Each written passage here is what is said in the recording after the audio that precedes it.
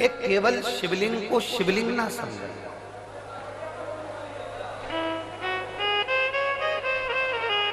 अगर एक छोटा सा भी शिवलिंग आपके घर में विराजमान है तो समझ लें कि वो बड़ा सा बड़ा हॉस्पिटल तुम्हारे घर में विराजमान है। छोटा सा शिवलिंग नहीं है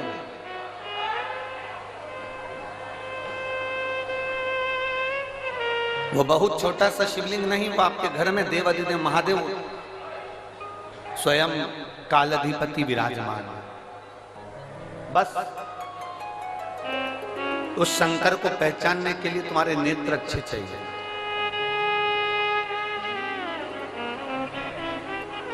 सब्जी बनाने से पहले, आलू बनाने से पहले आलू को धोते हो कि नहीं धोते हो? जम के बोलो जरा।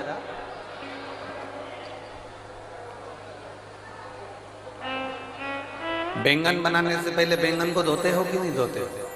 बोलते जाओ जरा जल्दी जल्दी। धोते हो। लौकी बनाने से पहले लौकी को धोते हो कि नहीं धोते हो? धोते हो ना। कपड़ा गंदा हो जाता है तो कपड़े को धोते हो कि नहीं धोते? बोलते जाओ। धोते हो। आलू गंदा हो गया तो आलू को धोया है, लौकी गंदी हो गई तो लौकी को धोया है, कपड़ा गंदा हो गया तो कपड़े को धोया है। इनको धोने के लिए पानी की जरूरत पड़ती है, पर जब ये मन गंदा हो जाता है इसको धोने के लिए पानी नहीं, सत्संग की जरूरत पड़ती है। जब ये मन भटकने लगे, जब यह मन तुमको लगने लगे कि ये भटक रहा है, ये केंद्रित नहीं हो रहा, ये भगवान की विरल भक्ति की ओर जा नहीं रहा, तब इसको कहीं शिव पुराण की कथा में ले जाकर बिठा। तब इस मन को भगवान शंकर की कथा में ले जाकर बिठा दो और मन को भगवान शंकर की विरल भक्ति में डुबाने का प्रयास करो। फिर यह मन भटकेगा नहीं।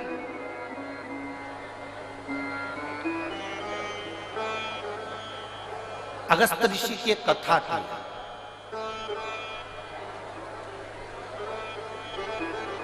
अगस्त ऋषि का एक संवाद आता है कि जिन अगस्त ऋषि को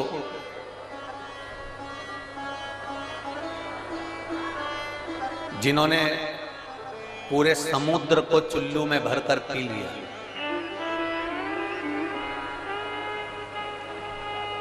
जिन अगस्त बाबा के दरवाजे पर भगवान शंकर माता सती को लेकर कथा सुनने के लिए जाते हैं।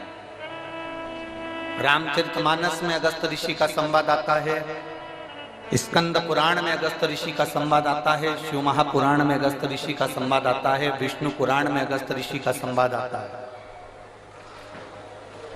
जिन अगस्त ऋषि को कुंभज ऋषि भी कहा गया,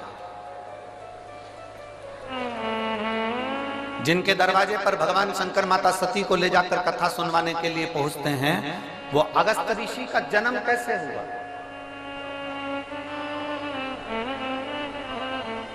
वो अगस्त ऋषि ने कोई बहुत बड़ा तप करा था जो अगस्त ऋषि बन गए?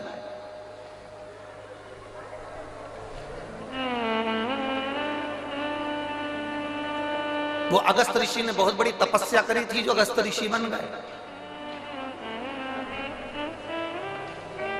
अगस्त ऋषि का जन्म कैसे हुआ? जो भगवान शंकर को सती जी के साथ में बिठाकर कथा सुना रहे हैं, वो अगस्त ऋषि पृथ्वी पर पैदा कैसे हो गए? उनका जन्म कैसे हो गया? उनका जन्म कैसे हो गया? ऐसा कौन सा पुण्य अगस्त ऋषि ने कर दिया जो वो भगवान शंकर को कथा सुना रहे हैं? ऐसा कौन सा पुण्य अगस्त ऋषि ने कर दिया, कुंभज ऋषि ने कर दिया जो माता सती को कथा सुना रहे हैं? अगस्त ऋषि ने, कुंभज ऋषि ने ऐसा कौन सा पुण्य कर दिया जो समुद्र को चुल्लू में भरकर पी गए? अगस्त ऋषि, कुंभज ऋषि ने ऐसा कौन सा पुण्य कर दिया जिसके बल पर वो देवताओं के हित के लिए कार्य करने लगे? और जब सारे असुर, सारे राक्षस समुद्र के अंदर छुप जाते हैं तो वो समुद्र के जल को पीकर असुरों को पेट में ही मार देते हैं।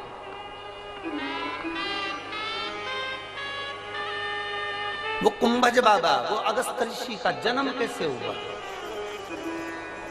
स्कंद पुराण कहते हैं प्रभास क्षेत्र में स्कंद पुराण कहती है प्रभास क्षेत्र में एक भगवान शंकर का बड़ा सुंदर शिवालय है जिसका नाम वैश्वानरेश्वर है।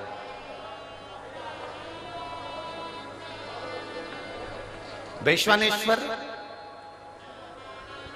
शिवलिंग का एक बड़ा सुंदर प्राचीन, बहुत प्राचीन कहते हैं हजारों हजारों वर्ष पहले का वो शिवलिंग है, बहुत प्राचीन। कई वर्ष निकल गए, हजारों हजारों वर्ष। कहते हैं जिस समय पर काशी का निर्माण था उस समय पर शंकर पार्वती जब भ्रमण के लिए निकले थे तो वैष्णेश्वर शिवलिंग का निर्माण उन्होंने खुद किया प्रभास से।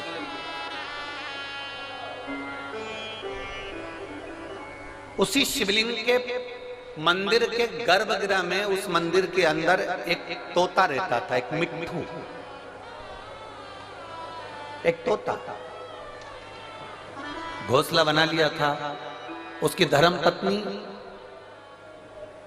वो तोते की धर्म पत्नी, वो मिट्ठू की धर्म पत्नी, वो शुक्र की धर्म पत्नी भी उसके साथ में रहती थी, दोनों साथ में।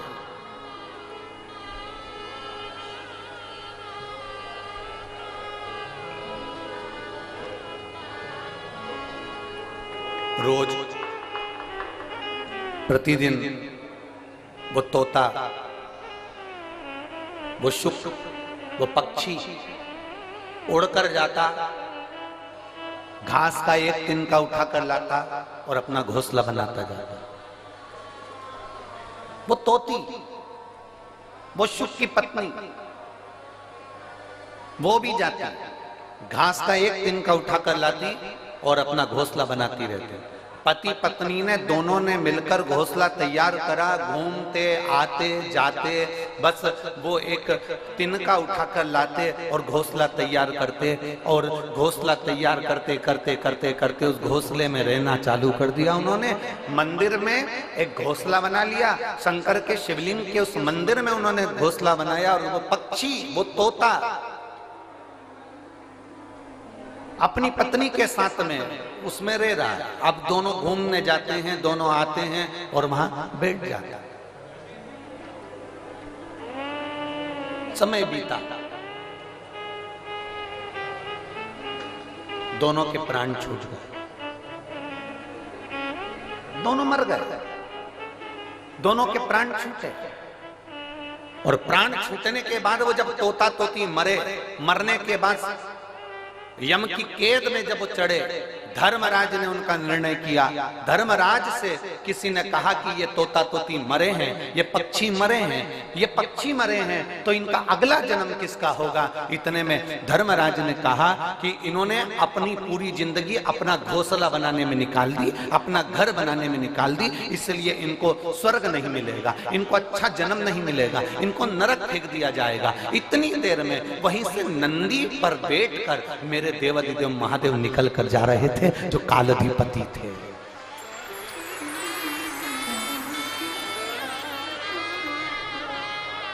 मेरे देवाधिदेव महादेव निकल कर जा रहे थे, जो कालाधिपति थे। उन्होंने जो तोता तोती को देखा तो पहचान गए कि ये मेरे तो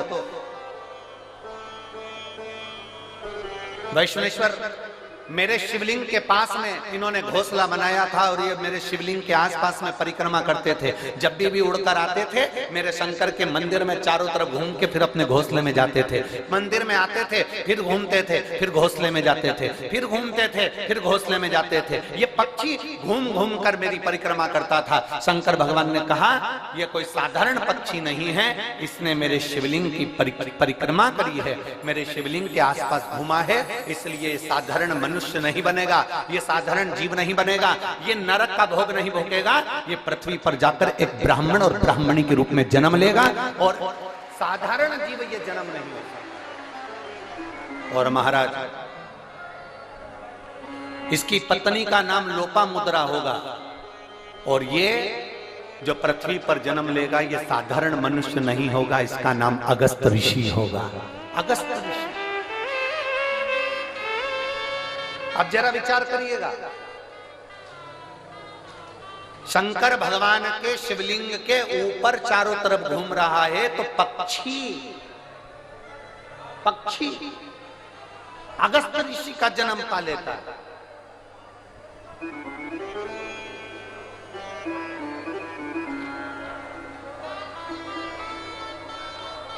जिस प्रदोष व्रत का हम वर्णन करते हैं, जिस प्रदोष के दिन का आपको बधाई कल हमने दी थी कि प्रदोष की आपको बधाई हो, प्रदोष शाम का जो समय होता है, प्रदोष काल जो होता है, उसका वर्णन जब हम करते हैं, ये प्रदोष की पूजन का विधान किसने बनाया, ये प्रदोष की पूजन का नियम किसने बनाया, ये प्रदोष की संध्या काल का, प्रदोष के समय का पूजन का विधान कौन बनाया, ये प्रदोष के समय पर एक बेलपत्र चढ़ाने का विधान किसने बनाया, प्रदोष के समय पर एक समीपत्र चढ़ने का विधान किसने बनाया, प्रदोष के समय पर अगर मान लो कोई भिखारी से भिखारी व्यक्ति भी है जो ठेला चला रहा है, उसके पास में खाने के लिए कुछ नहीं है, फटे कपड़े पहन रहा है, उसकी जिंदगी में कुछ भी नहीं बचा और कर्जे में लदालूम हो गया, एक चावल का दाना अगर वो प्रदोष के दिन, प्रदोष काल में शाम के समय पर शंकर के शिवलिंग पर चढ़ा देता है, तो 3 या 4 प्रदोष में उसका कर्जा चूकना प्रारंभ हो जाता है। प्रदोष का विधान। इतना ये प्रदोष का वर्णन करा किसने, इतना प्रदोष की महत्वता बताई किसने, कौन करे इतना वर्णन? अगर प्रदोष की महत्वता बताने वाला कोई है, इसीलिए मेरे शंकर भगवान माता सती को लेकर कुंभज ऋषि के यहाँ, अगस्त ऋषि के यहाँ कथा सुनने के लिए गए थे, क्योंकि उनके बराबर कोई शंकर के महत्व को बता नहीं सकता और प्रदोष के महत्व को नहीं बता सकता। सती मैया को प्रदोष का महत्व बताने के लिए शंकर सती जी को लेकर कुंभज बाबा के यहाँ गए थे, अगस्त ऋषि के, कि प्रदोष के महत्व को तो जानो सती, तुम प्रदोष के महत्व को तो सती जानो, तुम प्रदोष के महत्व को तो सती पहचानो कि प्रदोष का महत्व क्या होता है, प्रदोष काल का महत्व क्या होता है, प्रदोष के समय का महत्व क्या होता है। जिस समय पर सूरज डूब रहा हो, चंद्र प्रकाशित हो रहा हो, दोनों का मेल हो रहा हो, ना तो पूरा सूरज डूबा है, ना पूरा चंद्र आया है, ना पूरा अंधेरा है, ना पूरा उजाला है, उस समय को प्रदोष काल कहा गया, उस समय को प्रदोष का समय कहा गया, प्रदोष काल कहा। अब कई लोग हमसे कहते हैं, गुरुजी आप हमको प्रदोष का समय बताया करो कि प्रदोष काल किसको कहते हैं, प्रदोष का समय किसको कहते हैं। अब एक बात हम आप सबसे कहना चाहते हैं, जितने लोग आस्था चैनल पर सुन रहे हैं, जितने फेसबुक यूट्यूब पर सुन रहे हैं और जितने रेवाड़ी की इस पवित्र धरा पर कथा को सुन रहे हैं, आप सबसे एक बात कहना चाहेंगे, अगर हम समय देखकर बताएं आपको कि शाम को 6 बजे, 6:30 बजे, 6:30 पे लेकर 7:30 के बीच में ये समय है, या 5:30 से लेकर 6:30 तक का ये समय है, या हम तुमको बोल दें कि इतनी बजे ये समय प्रदोष काल का रहेगा या इतनी बजे ये समय रहेगा, तो देखिए कभी कभी ठंड का समय आता है तो दिन जल्दी ढल जाता है, कभी कभी गर्मी का समय रहता है तो दिन बहुत लेट ढलता है। इसलिए समय की गणना से मत चलो, आप तो ये अंदाजा लगा कर रखो कि दिन ढल रहा हो, अंधेरा होना शुरू हो रहा है, सूरज डूब रहा हो, चंद्र प्रकाशित हो रहा हो, अंधेरा अपना काम कर रहा है, सूरज ढलता जा रहा है, दिन कम होते चले जा रहा है और अंधेरा थोड़ा बढ़ते चले जा रहा है। इन दोनों का जो मिलन का समय हो, अब वो कितनी भी बजे, आप तो बस उसके मिलन का समय निकाल लो, वही समय प्रदोष काल कहलाता है, वही समय प्रदोष।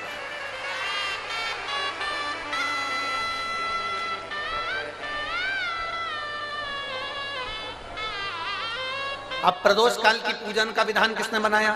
कोई आपसे पूछे तो क्या बताओगे?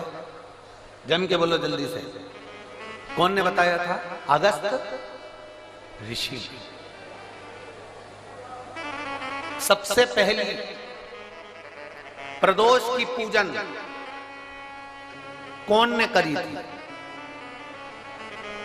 अब कोई आपसे पूछे तो आपको उत्तर देना है। 12 ज्योतिर्लिंग में से एक ज्योतिर्लिंग है ओमकारेश्वर। कौन सा ज्योतिर्लिंग है? सब बोलो ओमकारेश्वर। विंध्य नामक पर्वत पर वो ज्योतिर्लिंग विराजमान। एक बार देवऋषि नारद भ्रमण करते करते विंध्य पर्वत पर आ गए।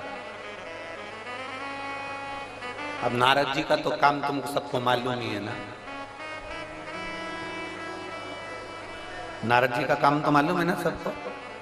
क्या काम है उनका? दुनिया के लोग कहते हैं नारद जी का काम है चुगली करने का, पर शिव महापुराण की कथा कहती है नारद जी का काम चुगली करने का नहीं है।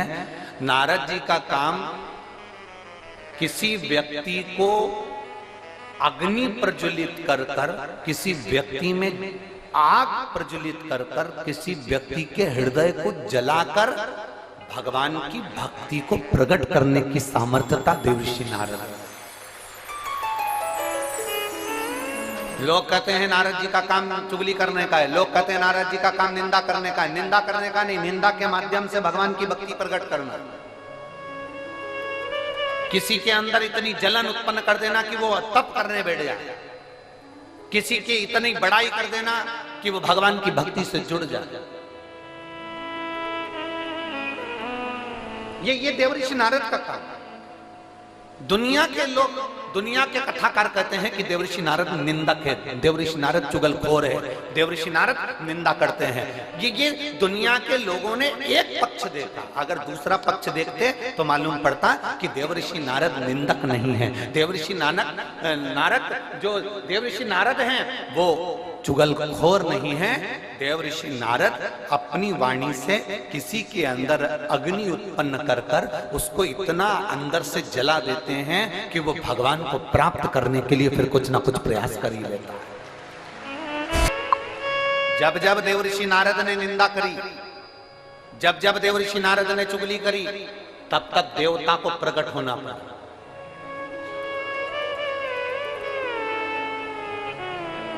गए थे माता लक्ष्मी के पास में। देवऋषि नारद ने माता लक्ष्मी जी से कह दिया था, मैया बहुत भूख लग रही है, कुछ खाने का है क्या? बहुत तेज भूख लगी है, कुछ खाने का है आपके पास में? मैया ने अंदर से जाकर मोतीचूर का लड्डू ला कर दे दिया। नारद जी ने जो मोतीचूर का लड्डू खाया तो नारद जी ने कह दिया, मैया लड्डू तो अनसुईया जी के घर के थे, क्या जोरदार लड्डू बनाती है मैया। तुझे तो लड्डू बनाना भी नहीं आता लक्ष्मी मैया। अब तो लक्ष्मी जी को क्रोध आ गया। इतनी देर में नारद जी पहुंच गए पार्वती जी के यहाँ। पार्वती जी के यहाँ पहुंचते से मैया भूख लग रही है, भूख बहुत तेज है। पार्वती जी अंदर गई, उन्होंने आकड़िया की रोटी काकड़िया की साग नारद जी को दे दी। नारद जी भोजन करते से बोले, मैया रोटी तो अनसुईया जी के घर की थी, क्या रोटी बनाती है, क्या रोटी। अब पार्वती जी का हृदय जल गया। थोड़ी देर बाद नारद जी ब्रह्मा जी के यहाँ पहुंच गए। ब्रह्माणी बैठी थी, ब्रह्माणी से कहा, मैया बहुत तेज भूख लग रही है। ब्रह्माणी अंदर गई, खीर बनाकर ला कर दे दी। नारद जी बोले, मैया खीर तो अनसुईया जी के घर की थी, क्या जोरदार खीर थी। अब तो तीनों देवियां इकट्ठी हो गई। मोहल्ले की 3 माताएं अगर एक जगह पर मिल जाए तो समझ लेना कि किसी ना किसी की बुराई चालू है, किसी ना किसी की निंदा चालू है। अगर ये तीनों एक जगह पर मिल गई है ना तो जरूर किसी ना किसी की निंदा चल रही है, किसी ना किसी की बुराई चल रही है, पक्का।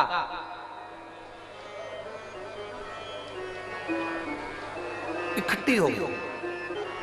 तीनों देवियों ने आपस में विचार करा कि अपन तो परेशान हो गए नारद जी के कारण। अनसुईया अनसुईया अनसुईया अनसुईया, ऐसा क्या अनसुईया में?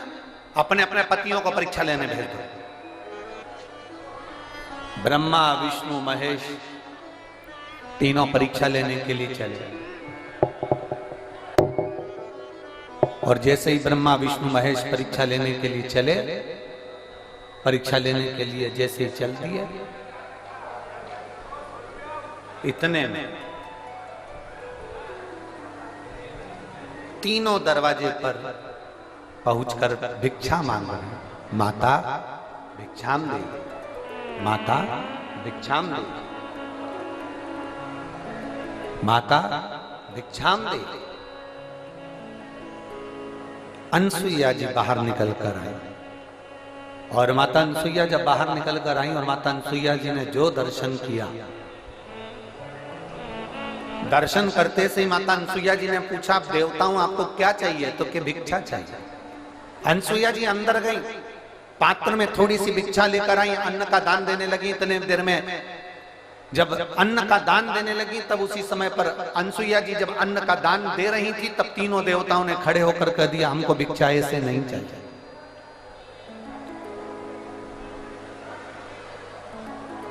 हमको ऐसी भिक्षा नहीं चाहिए।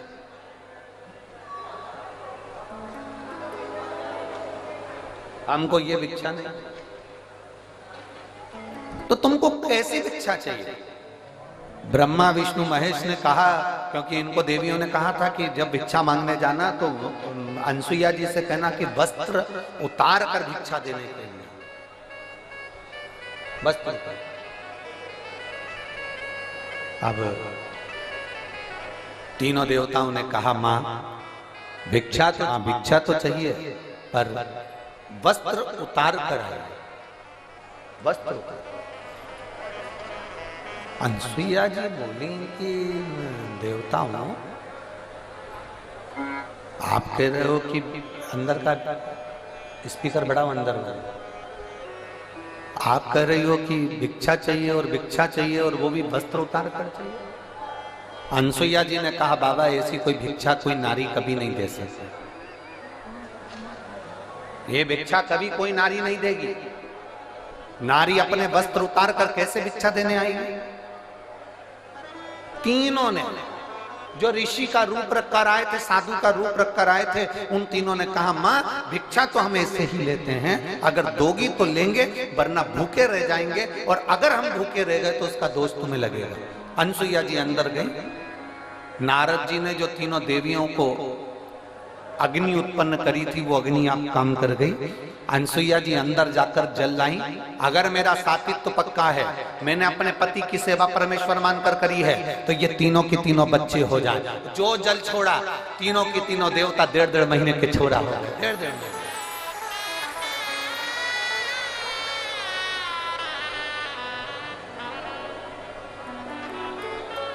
अंत ऋषि तो थे। अनसुईया जी ने विश्वकर्मा जी का ध्यान कर कर चंदन का पल्ला बनवाया, रेशम की डोरी लगवाई, तीनों देवताओं को उसमें विराजमान कर दिया, तीनों देवताओं को उसमें विराजमान कर दिया।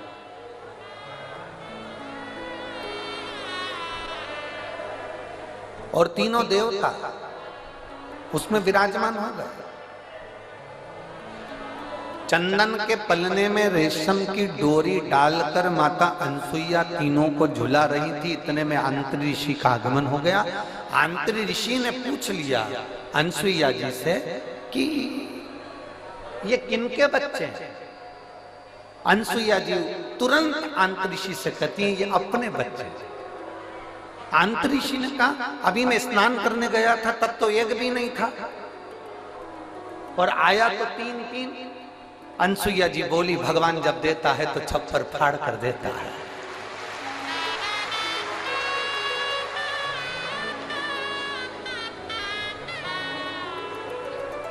और माता अनसुईया ने डाल दिया पालना, बन कर के झूल रहे 3 देवता, झूल। अब नारद जी का काम देखिए। दुनिया के लोग कहते हैं नारद निंदा करते हैं, दुनिया के लोग कहते हैं नारद चुगली करते हैं। अगर नारद नहीं होते तो चंद्र प्रकट नहीं होते, अगर नारद नहीं होते तो दुर्वासा प्रकट नहीं होते, अगर नारद नहीं होते तो दत्तात्रेय भगवान प्रकट नहीं होते, अगर नारद नहीं होते